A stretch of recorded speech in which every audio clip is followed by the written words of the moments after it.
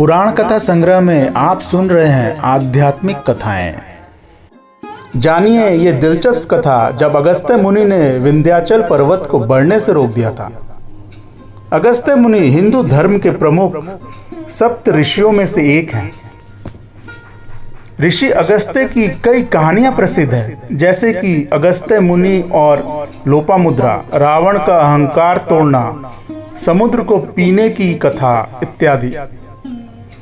इसी तरह उनकी एक अनसुनी और रोचक कथा है विंध्याचल पर्वत के अहंकार को तोड़ने की।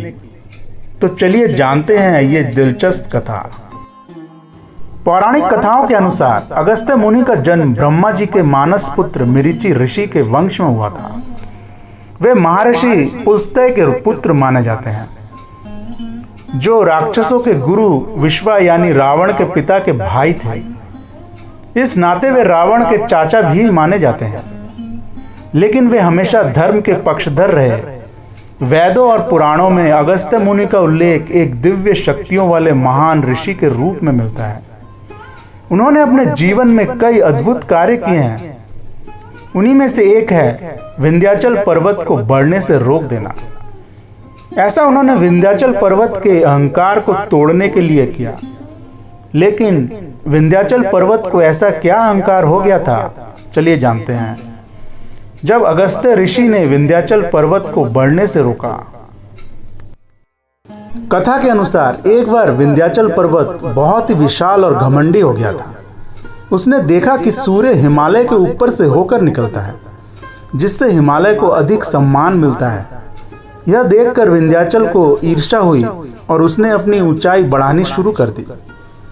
विंध्याचल का घमंड इतना बढ़ गया कि उसने सूर्य और चंद्रमा का मार्ग रोक दिया। इस कारण से धरती पर अंधकार छाने लगा। ऋषि मुनि यज्ञ करने में असमर्थ हो गए और जीवों का जीवन संकट में पड़ गया।